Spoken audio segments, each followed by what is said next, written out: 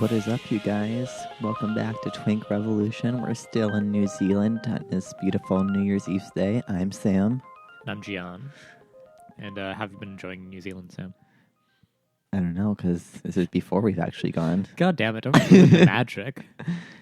Yeah, it's New Year's Eve, and we are still producing a podcast despite being the lowest effort podcast. Yeah, we're clout chasers. We ain't giving up a day. Exactly. Never miss an opportunity to speak to a captive audience. Yeah, we're reliable every Tuesday. Old faithful. So the format for this episode is something nice and simple that we just unashamedly ripped off from Red Scare, which is do a nice Q&A episode. Yeah, It's not like they really invented it either, but Yeah. we love Red Scare and like we love their Q&A format, and we figured we'd do one for the lefty gays. yeah. As gays do, we take everything from women and do it better. So Exactly, we're appropriating. We're trying to silence some women voices. like a week and a half ago, I kind of shared on all the social media places. Ask us your questions on like life and love and politics and everything and all that you're curious of us wanting to answer. Yeah. Yeah, so we're just going to kind of go through them and, rock your fucking worlds. Yeah, we'll see how this goes. Yeah. And no matter how it goes, the episode's going up because we're going to be in New Zealand. We can't stop it, so it's fine. They can't deport us when we're already in the country. No, I'm just kidding. So question number 1. This is from Twitter. They said, Scandi dads, yes or no? So I think they're asking, do we think Scandinavian dads are hot or not? Interesting. Yeah. Well, manga tack. I don't know. I think we probably. What do you think, Sam? I'm an equal opportunity person. Like, I'm not like fixated on any ethnic or racial group. Also, daddies. Can be a fan once in a while. Sure. That's I wouldn't say understatement of the year. I wouldn't say Northern European men rock my world. Really? No, I think I don't know what it is. Maybe it's like, it just doesn't rock my world. It's your ingrained racism against white people. I'm part Northern European. Part. Yeah. Oh, so it's your internalized racism. Yeah, I hate myself. Yeah, makes sense. Well, I personally love the Scandinavians. And given this question was asked in a very generic way, I'm gonna say yes. I think the Scandinavian model of fatherhood is wonderful, and I think it's really heartening to see parents sharing child-rearing responsibilities and Gay. yeah, that they no, it's cute. Dad's pushing prams around. Pushing the stroller around downtown Copenhagen was always charming, and there's a DILF quality there occasionally. I think this person's actually a dad, though. Oh, really? Which I think makes him actually... I thought he meant daddies, honestly. No, just like dad. Oh. So I think... Okay, then yes, the Scandinavian fatherhood, I think, is a good model for the world. There's a very sort of gender... the responsibilities are not gendered, which I think is wonderful. I think it's really something to aspire to. Yeah. That men will often take... Denmark, at least, I'm familiar with, will give, I think it's 12 months of parental leave, which you can sort of split between the parents however you wish. No. So sometimes, one parent will want to go back to work faster, and sometimes you can take it off in breaks or something, or blocks, but a lot of the Scandinavian dads I knew would take, months off to be with a child very early in their life, and, applies to adoption too. So, Scandi dads, yes. Yeah, I think... Yes, Scandi dads. I think despite my propensity to claim I dislike children, that's completely fucking false whenever I'm actually around children. Plus, like, a hot dad with, like, their child is a very attractive quality. Yeah, you get the DILF vibe. Totally. Okay. Yeah. Good, well. So I say yes, too. Our next question is, I believe it's from Facebook. They want to know our thoughts on Andrew Yang. I'll let you go first. Andrew Yang is a libertarian. And I don't say that in any glib or reductive sense. I mean that despite the fact that he fits into the Democratic milieu and has some perfectly nice, serviceable ideas, and I'm always going to be sort of a fan of the insurgent candidate, like the one who does not quite fit the mold. I'm like, yeah, I'm gonna give you, a fair hearing. Like the Tulsies and Mary Ann's and Bernies. Give me the weirdos. Like, to the extent that like we do not need any further explanation or exposition upon the sort of the centrist like mainline Democrats, right? They're just so dull, and there's a factory that stamps them out. Andrew Yang is not that. However, there's a different factory that stamps out Andrew Yang, which is like the kind of techno libertarian weirdo sect. Yeah, it's like crypto lib, like Tarian. Yeah. So certainly, it's the Bitcoin nerds of the group. Yeah, it is, and I think what makes it most dangerously appealing, right, is that he can move somewhat effortlessly between holding sort of social positions that sound perfectly, fine from a sort of a leftist view. UBI is the classic one, right? I mean, I think it's like, yes, do I personally object to the idea of giving everyone $1,000 a month? No, I think it was a wonderful idea. However, it's the tone of voice in which it's offered, which is going to make you suspicious, which is to say, like, why this? And why this instead of something else? And, like, what are we giving up for it? Politics is fundamentally a contest for power. Resources. Yeah. Yeah, resources and power. Like, so to the extent that if I'm going to give $1,000 a month to everyone, say what material security does that guarantee, and what do we give up for it? Who wins and who loses? And I would rather build some large universal social programs than engage in this kind of like, well, we've given you some money, and now, like, you're on your own. Which I know he's not quite proposing, and I know he's sort of on board with some of these, but there's just a kind of, the underpinnings of the entire campaign are fundamentally of a sort of 1970s rebranded, like, nice face of capitalism. Yes. And I do not trust it. I do not like it. So I wish him well in his future endeavors. But I will never be offering any support. Yeah, I find him quite unremarkable. I have no strong ill will towards him compared to other people, because I think he's actually genuine in, like, yeah, I'd agree with that. his campaign. But I think a lot of his platform is just neoliberalism in, like, the laziest way possible. Like, $1,000 is not a lot of money. So you're still reliant on wage labor. If, like, it's not actually an escape, just like giving you money, and you're probably not going to be able to hold on to it, because if you have like thousands of dollars in like medical debt or college debt, like, okay, you're still going to be there like, poor for like years, if not decades. Plus the UBI thing. I remember the libertarian candidate for governor of like California. His whole thing was UBI, and it's kind of like... A lot of the Silicon Valley shitheads are big fans of it. Yeah, I don't really trust it. I think that's a fine concept. But right now, when we don't have universal housing or medical care or education, I think that's a much more worthy focus of effort and time. And it's going to most likely, maybe not under his... If he won, like, under his campaign, it probably wouldn't be used as, like, a way to slash welfare, but it definitely would be once a new president comes in. You saw the same thing after Obama. Trump utilized the same things he instituted and then accelerated it. So it's like, you should never think of a policy just in the terms of the 4 to 8 year term. It's like... No, absolutely. Its long-term consequences must be understood. The other problem with, and I know we're sort of focusing on UBI, sort of his billboard policy, right, is his freedom dividend. He has all sorts of other shit. I don't care that much. Yeah. But the internal logic of doing a transfer payment, right? This is the idea of saying, like, we're going to take money from sort of public funds and we're going to hand to individuals.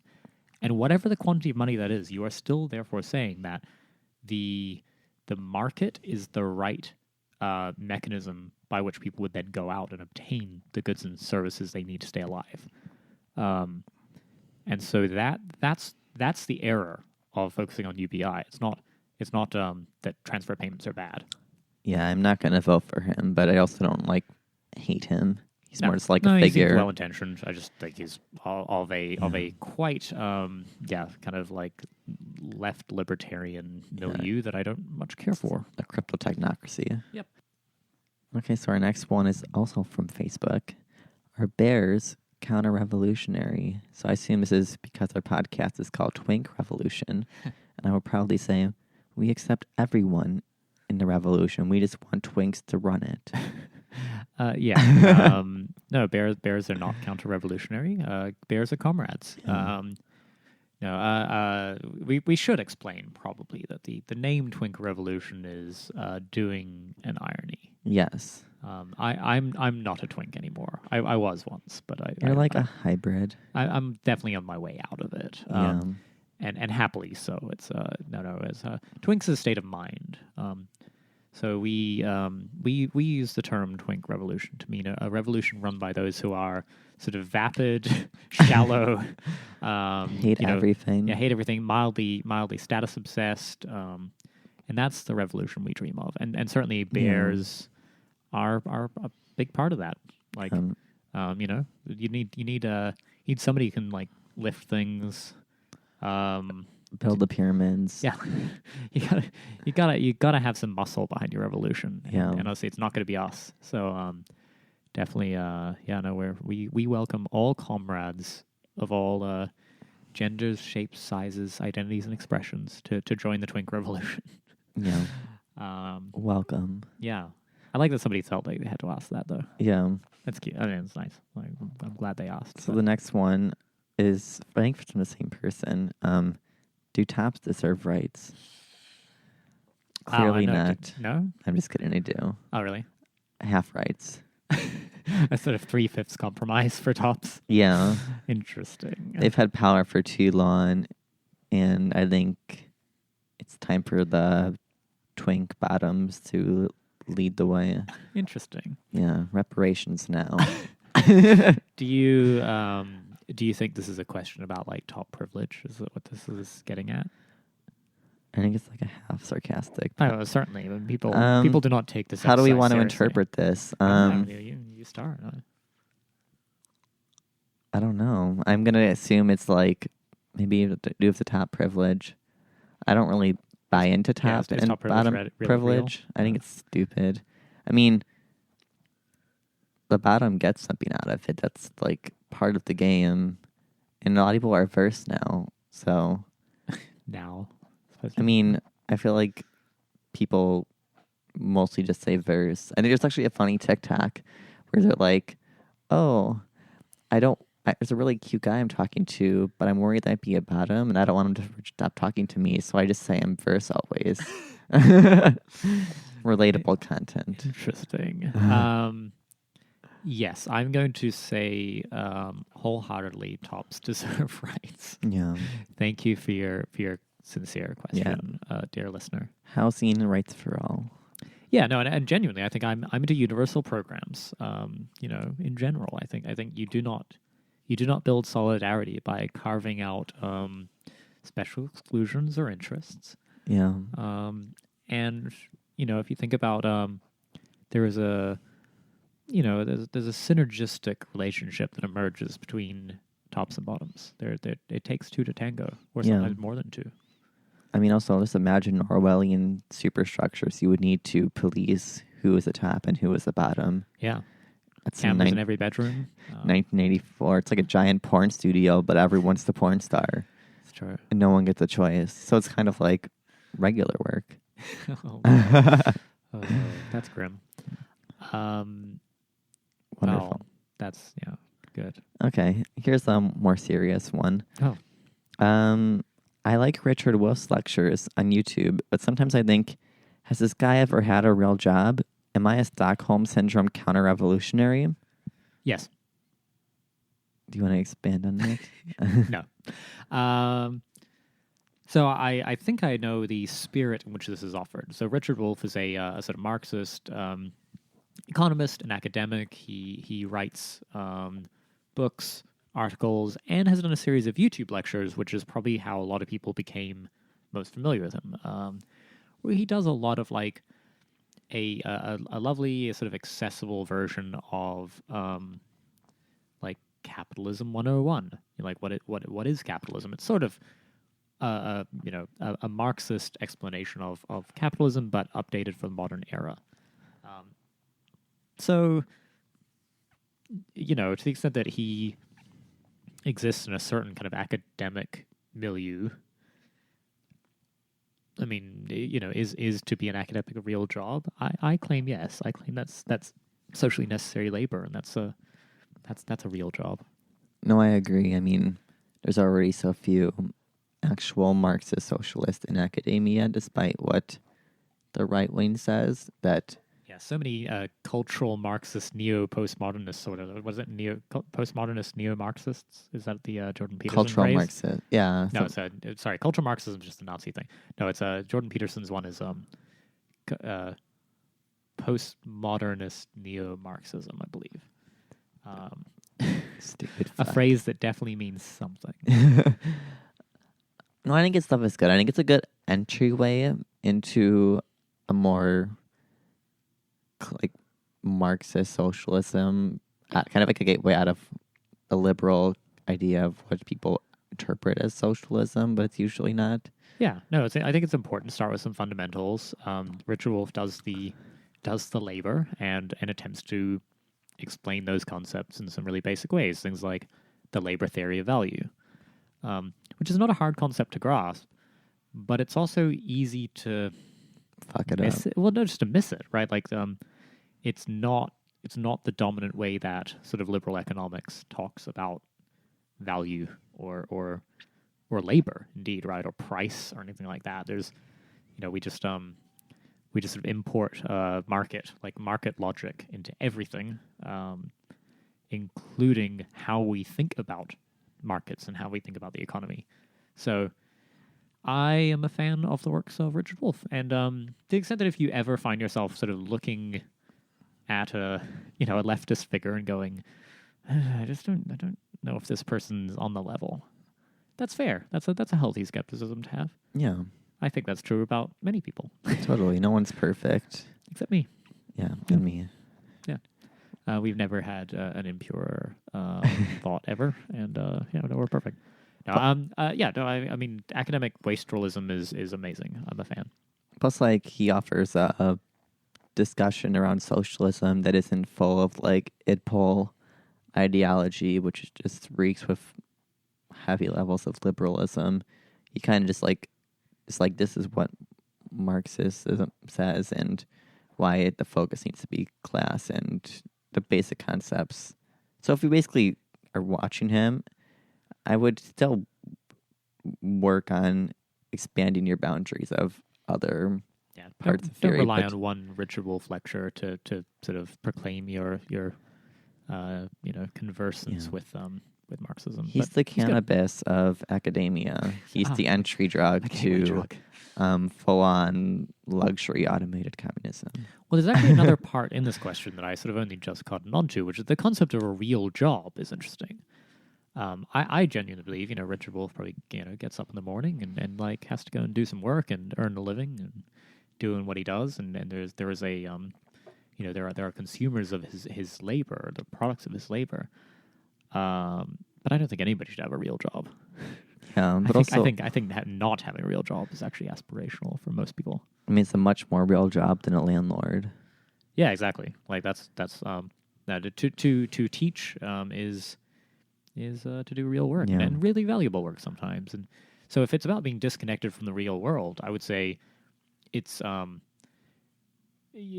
probably only appears disconnected because it exists as something of an island. Like you don't hear a lot of academics in mainstream North American universities just giving a sort of straightforward explanation of Marxism. Yeah. It's not really a thing you do these days. I feel courses that purport to teach Marxism, right, as part of like a political theory course will usually give a really shitty version of it. Mm-hmm.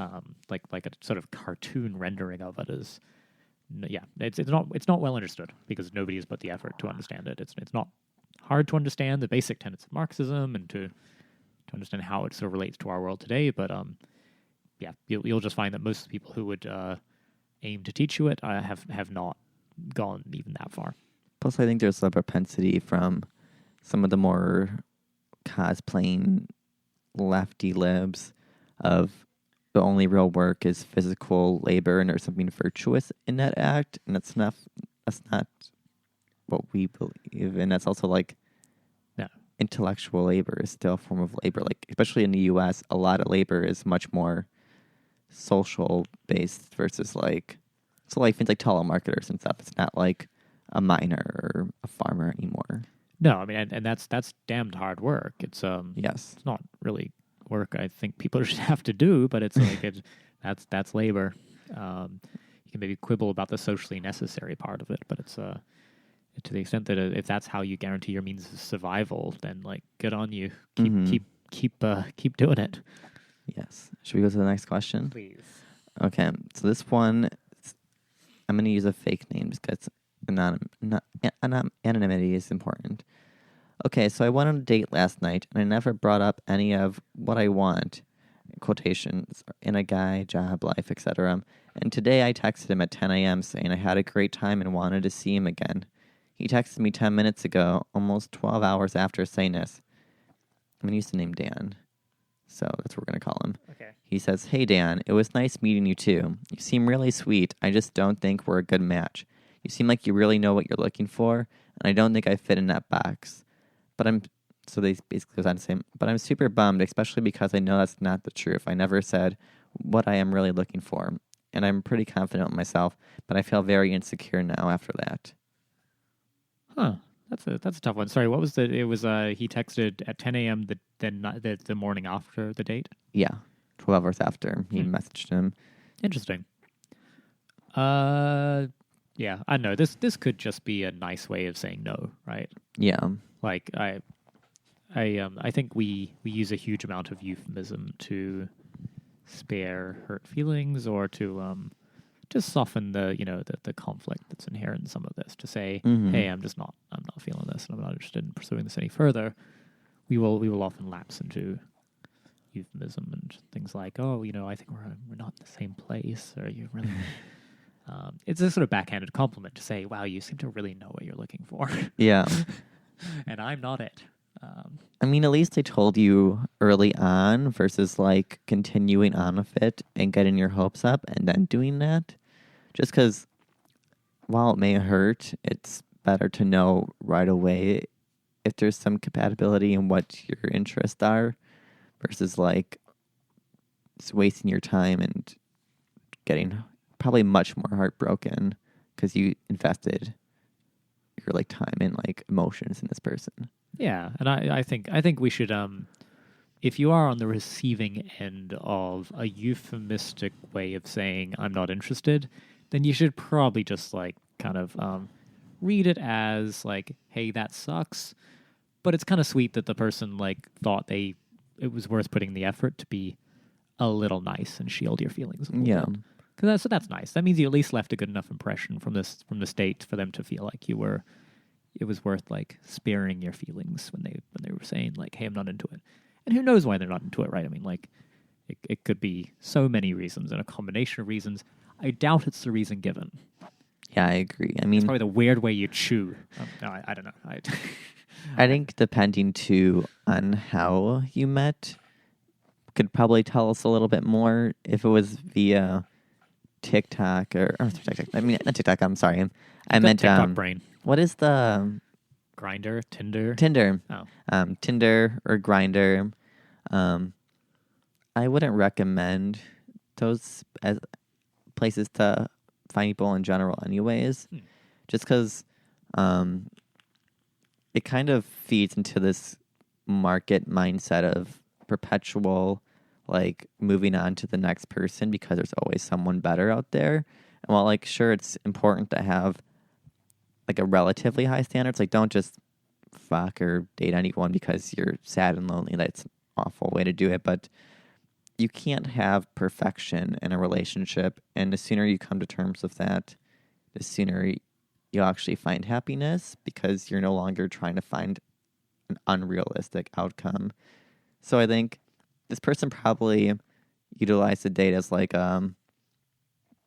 probably not something for like a long term. It's probably not a place you're gonna get a long term partner. Well, I mean, it's so much of it as well. Like if you're essentially shopping from a catalog, which is often the case on something like Tinder, right? I mean, specifically, it's like catalog shopping.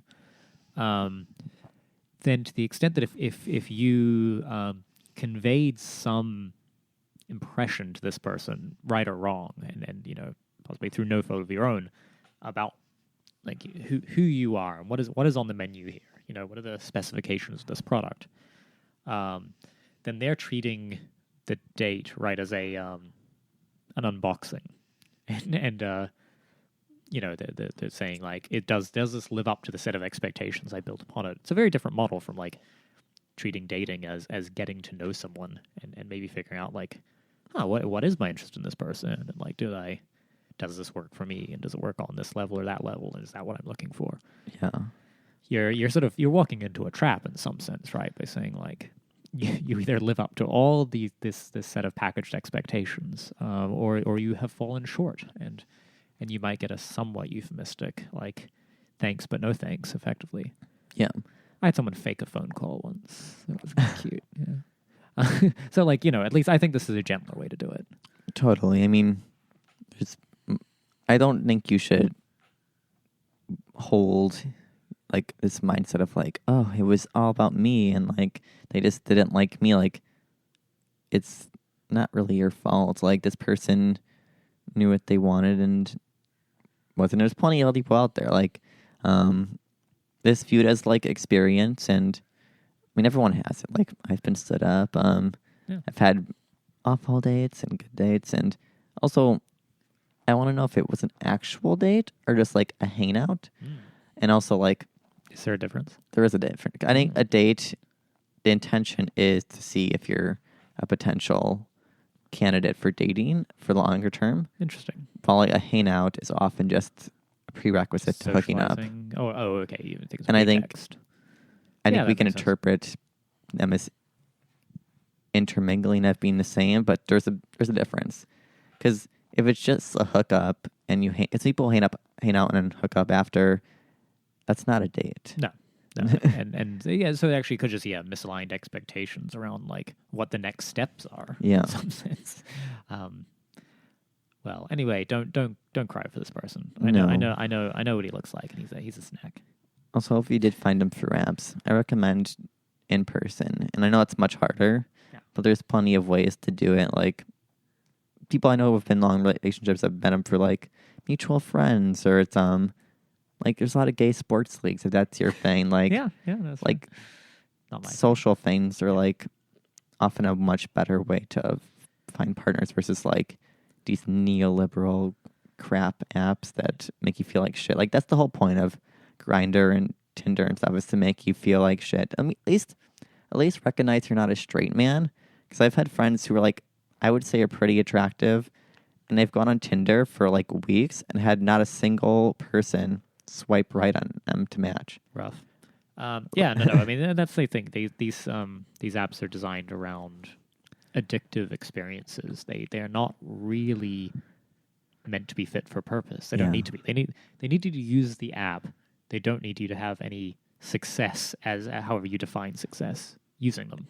It's also purely vanity. It's a very quick initial impression of someone, which is often not a great reflection of the fact that people have so many virtues offline.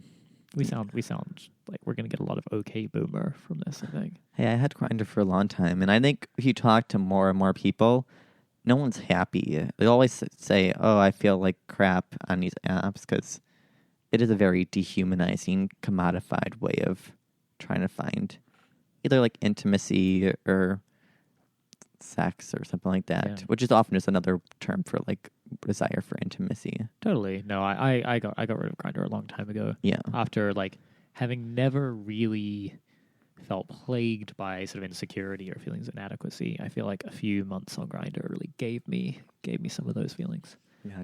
I was like, wow, this is really not good for me. Advice for all of you: just delete them. Yeah. Like, you're not gonna miss it. You're much happier mentally, and Go out in the world.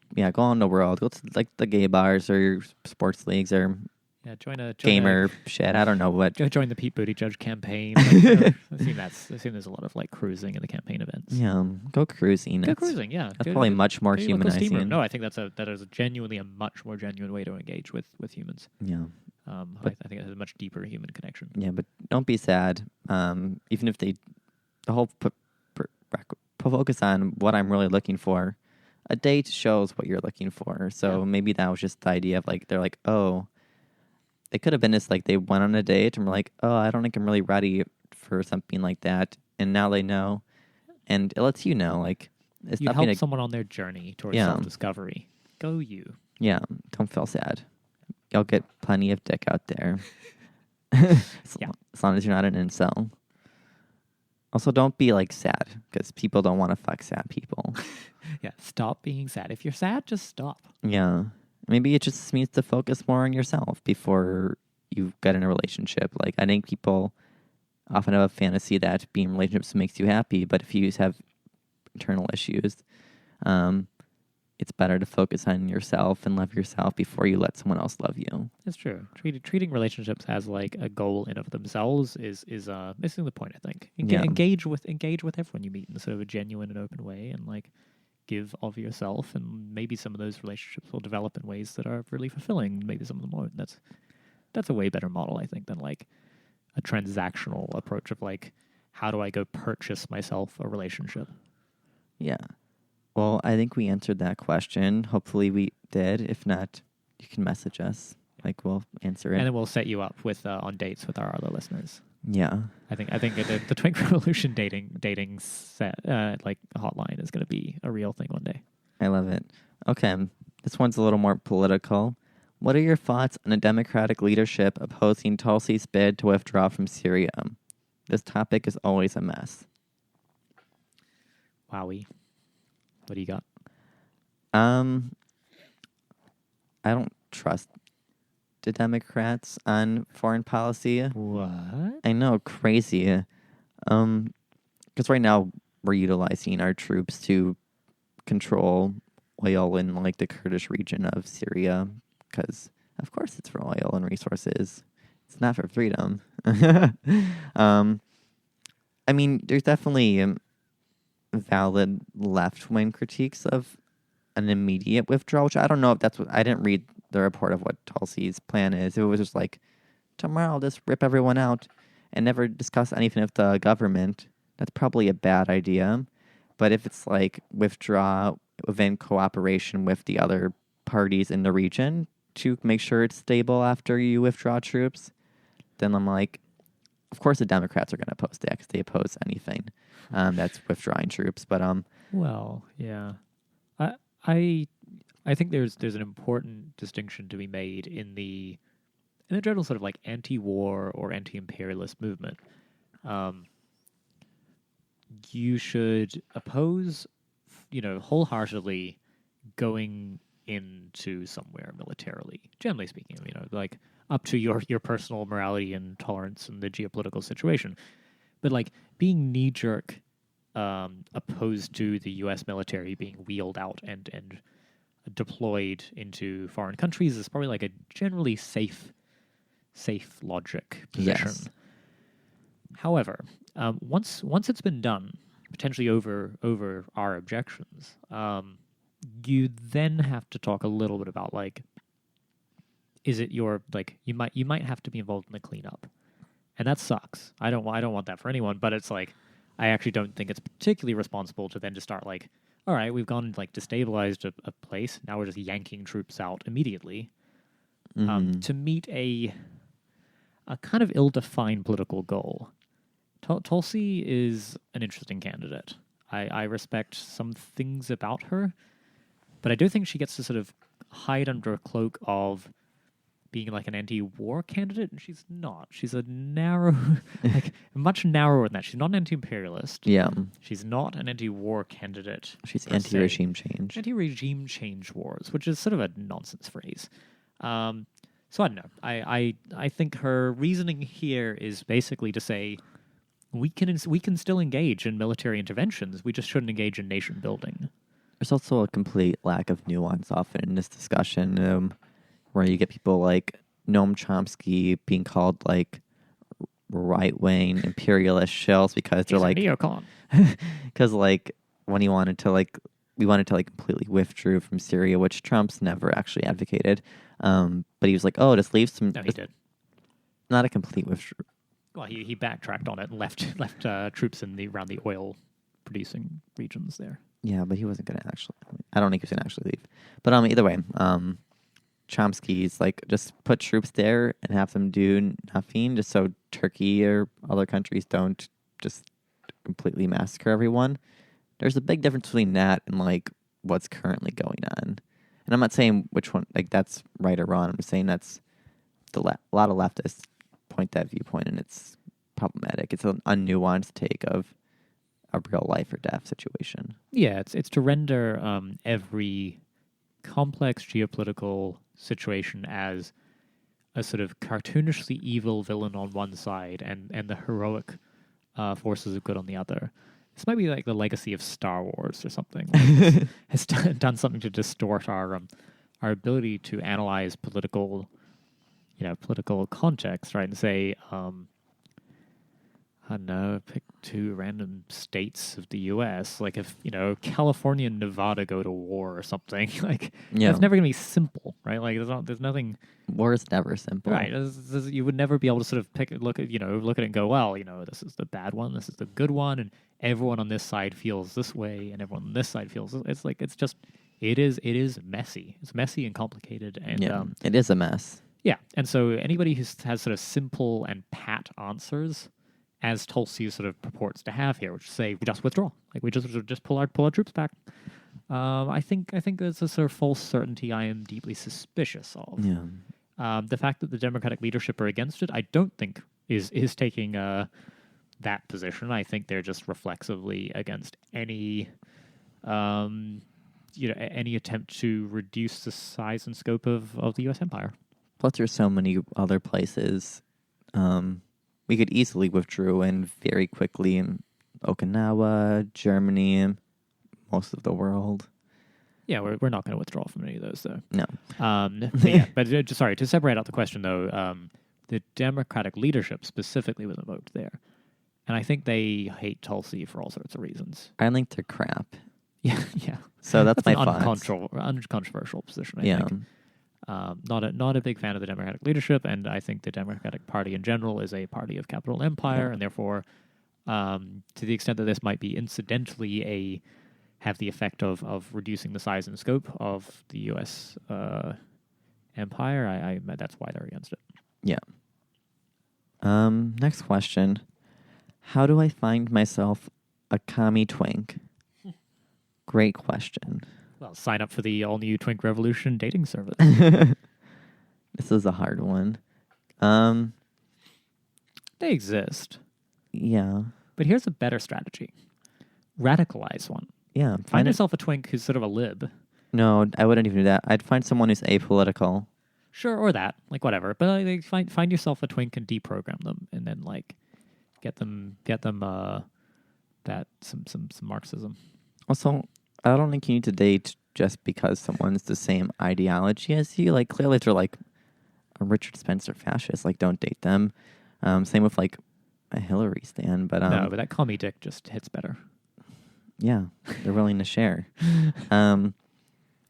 Yeah, find someone who doesn't really just give a shit about politics, who you could like introduce to, not like, I wouldn't say indoctrinate, just like introduce them to ideas, or maybe like someone who's like progressive lib who's like seems to get it, but you can kind of educate them out of idpol ideology and like move them from like a social dem to like an actual like socialist. Yeah, I mean, I think this is true of any anybody, and it doesn't have to be twinks, right? Is if you are willing to meet people where they are in terms of like what is their political reality and what is their understanding of the world, and what are the issues that animate them personally, and I think have an honest conversation with people. What you might find is that people with different politics from you actually might have a sincere engagement with a set of ideas and concerns that are just not yours, and that's fine.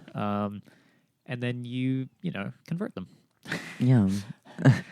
Through a combination of sex and romance and deep discussion. I think that's the way to radicalize yourself a twink.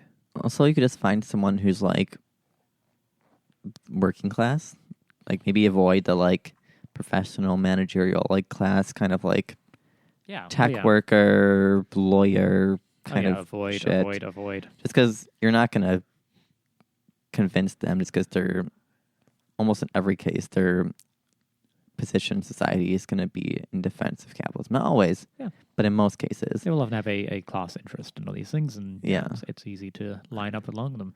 Plus, they'd be hotter. I mean, they could be like a miner, like someone who like does more manual labor, like construction and stuff. Yeah, it's going to be great. They're probably in a union. Hell They're probably like hot. ripped as hot shell. Or actually, if you want a twink, they're probably not. But they could be like lean Twinkie. You never know. I mean, I think the important part is, you should go out and make yourself communist twinks. Don't expect to find them unless we arrange a meetup. Because share Twink Revolution with your friends so that we can keep building the audience. And then what we'll do is we'll hold a Twink Revolution meetup, and then the answer will be very clearly attend that. Awesome. I think we answered that one. Okay, this next one says, probably a dumb question. There's no dumb questions. Except this one. But is it possible to hook with guys outside of Grindr or going to the club? Absolutely. Yeah. It's much harder, I think. Yeah. There's a sense in which there's a sort of there are certain spaces and environments where there's a pre-negotiated expectation that people might be looking for what you're looking for. Mm-hmm. And to negotiate a sexual encounter outside of that is going to be a little harder, just because you're going to have to do more work. Yeah, I mean, I already mentioned this multiple times, like the gay sports, like just because they're the ones that I know are in multiple locations. But there's also things like volunteering and like shit like that, or like being like at a protest. You can maybe meet some like attractive gay men there.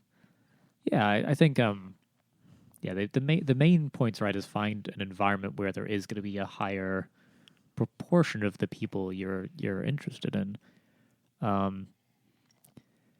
I do think it would be nice if we normalized more spaces that weren't bars or like hookup apps, right, as ways to meet other like-minded people.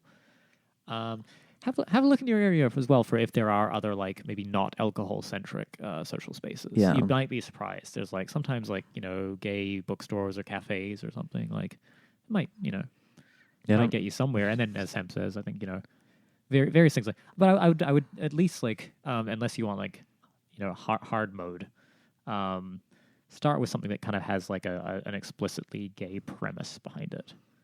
Yeah, and I think if your issue is like you just don't personally like drinking, you can still go out and not drink. A pleasant environment if you're not drinking, I imagine.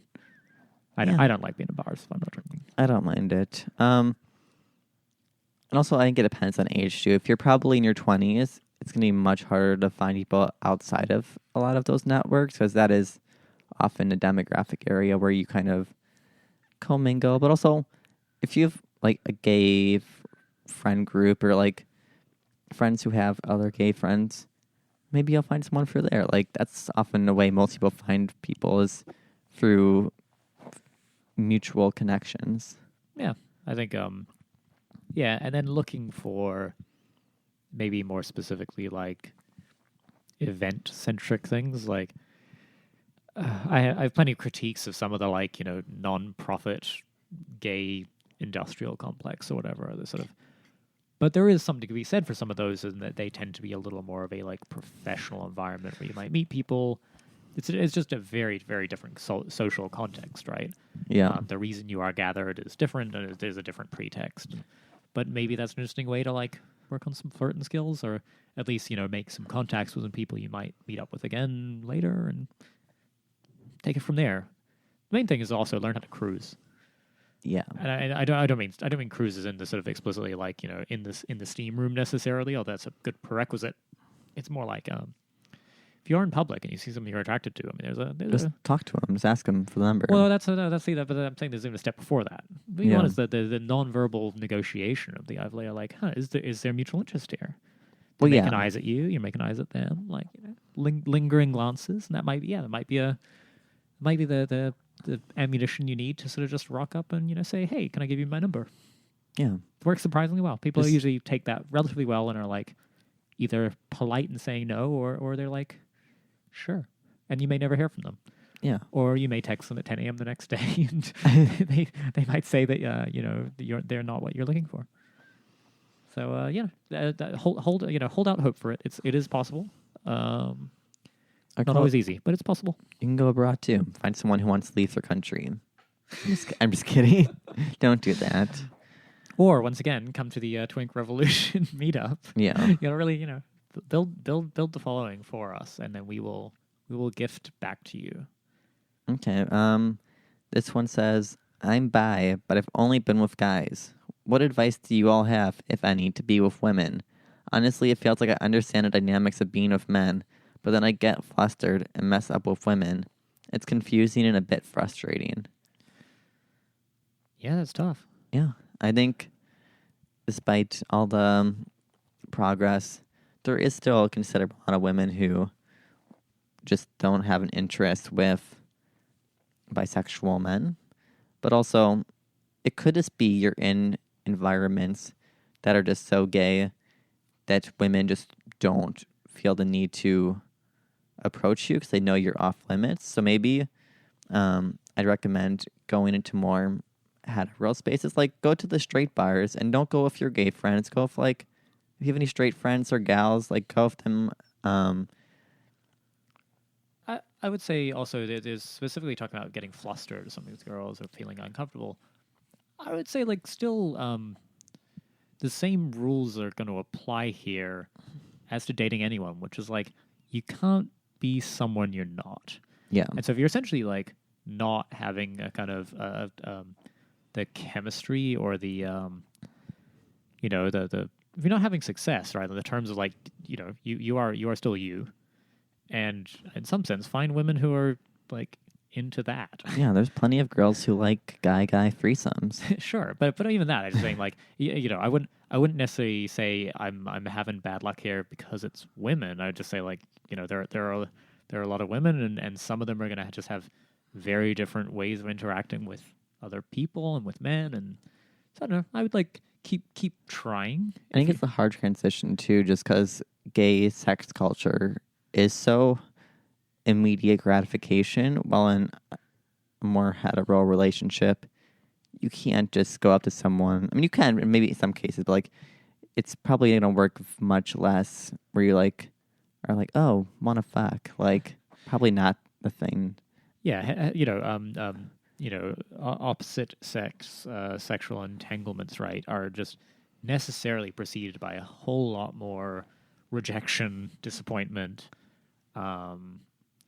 embarrassment, precarity, all these things, and you're just not gonna be used to that. Like, if you've been, like, clearly you've had success in hooking up with guys and things like that. Well, like, yeah, that's kind of easy mode. Yeah. And this is largely about sexual politics, not inherently about women. It's just more like that straight women have to put up with straight men, and the straight men kind of ruin it for everyone. Totally. And they're canceled. Am I right, fellas?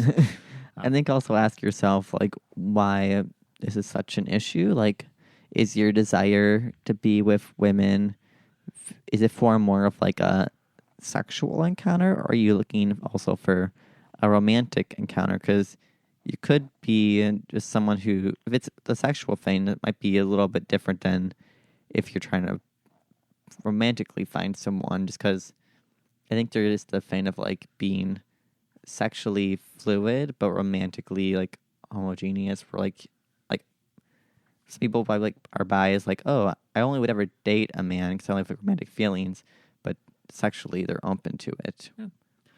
Yeah, and I would say the other thing is like, don't try to play straight necessarily. No, don't do that. Like the idea being like, I think it's much better to just present yourself straightforwardly as bi, and then like honestly women who are interested in that are probably gonna like understand the terms better on which they're engaging with you, which is say like, oh, okay, this is not gonna be the same interaction I would have with a straight guy or something like that. And maybe find like friends bisexual women, because they're gonna understand it the most, because they probably deal the same thing of like exclusion or fetishism, and they're going to assume if you're also bi, you probably understand it to a greater extent. I mean, there's plenty of queer spaces where women are plentiful and are probably much more open. Like if they're there, they're probably much more open to dating a bisexual man from the get-go versus like going to like a bar where like it could be very hit or miss.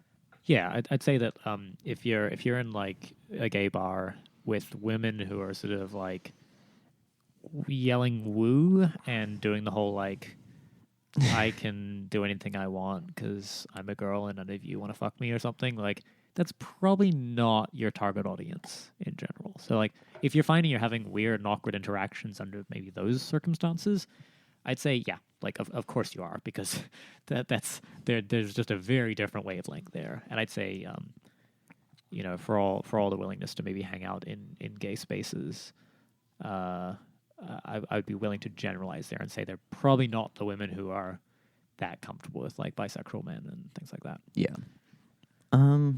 Hashtag allies. Am I right? Should we go to the next question? Yeah.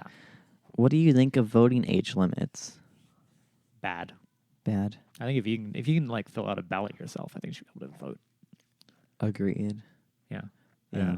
I don't see any coherent argument for an age-based franchise. It's always, I mean, the only argument I've heard against it is like, well, but they'll just be influenced by their parents. I'm like, well, yeah, but like to the extent that if their parents are economically responsible for them and force them to vote in what their parents perceive them to be as their interests, then that's fine. Like what would be the danger there? Yeah, it's a very atomistic view of political influence. I mean, everyone you associate with has a direct influence on who you are as a person. So this idea of like, oh, we can't allow anyone to ever influence your political views. Well, that's not how the world works. Well, yeah, I mean, I'm just saying if you're a family of four, say, and the two dads think that Andrew Yang's $1,000 a month or whatever is going to change their lives, mm-hmm. and that this is the best for them, and they say, "Hey, kids, we're going to go vote. You want to ride to the voting booth? You only get one if you vote for Andrew Yang because we think we should do that."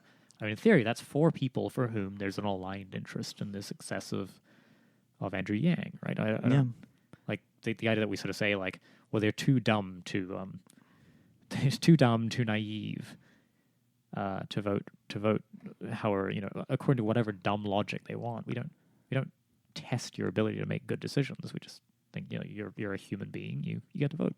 I mean, I tell my mom to vote for Bernie Sanders because I don't want my loans anymore. I mean, because like it's a good reason. See, it's a good reason. She's like, "Oh, that makes sense," and like, no, I mentioned all the things he believes in. It's not like it's like she's only doing it because of that, but familial relationships and benefits are definitely a way of getting people to vote certain ways. Yeah, I mean, the history of the franchise has largely been about expanding it and thinking about from being like, well, landowning men, yes, and then white men, yes, well, and then the gradual expansion through various groups. The origin of like the limited franchise was always we can't trust these people, right? We cannot trust them without a democracy. And I think you can just say that is antithetical to any project I believe in, which is to say, no, like to be a person is the only qualification required for participation political life and in political economy.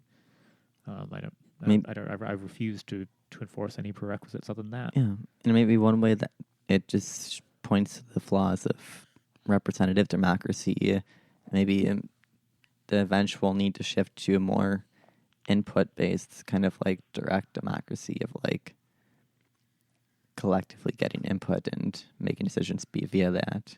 Yeah, I don't have particularly warm or fuzzy feelings around direct democracy. Yeah. That's just me. I don't think it generally leads to great, or at least to any better outcomes, and I think it comes with a set of weaknesses, largely around the framing of political questions is a political exercise, and any pretense we like to put up around it being a done by an objective third party. It's like there is no objective third party. Yeah. It is a political contest even to frame the political debate. And then voting takes place, among the masses according to like who frames it.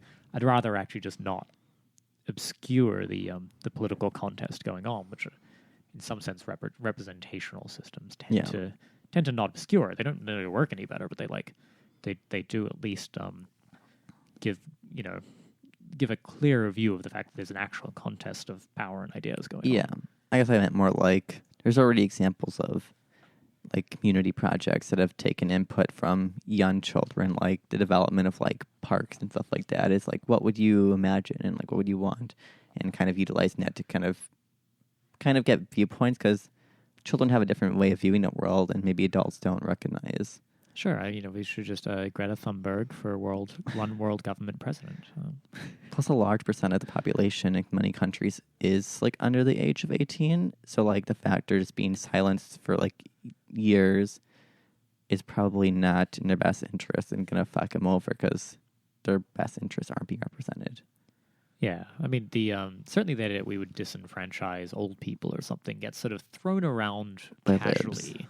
Yeah, and it's a very like, Donald Trump is too old to Orange Cheeto Batman, something. It's that kind of shit. And like, I definitely don't support that, but you do then have to extend that logic of if you say, no, I'm not going to take the vote away from you just because you are old and a little dottery. But then you would sort of have to say, why is being young disqualifying in that regard? And I don't think it is. Next question. Do you think Bernard Sanders will receive the nomination for the Democratic Party? Yeah. You do? I am going to remain cautiously optimistic. There's going to be so much rat fucking, like endless rat fucking, and it is already happening, right? And there's a whole media machine that is trying so hard to pretend he just doesn't exist. The Democratic establishment is a little more cautious about their rat fucking this time, but I'm sure they'll engage in it. But honestly, I don't see. So it just like I'm a nerd and like crunching the numbers. Biden could still do it.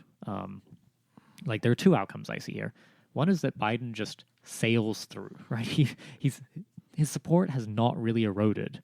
No matter how insane he is and how senile, he's like just got a really firm base of support. So it could just be that's insurmountable, and we will just never overcome that that momentum he has.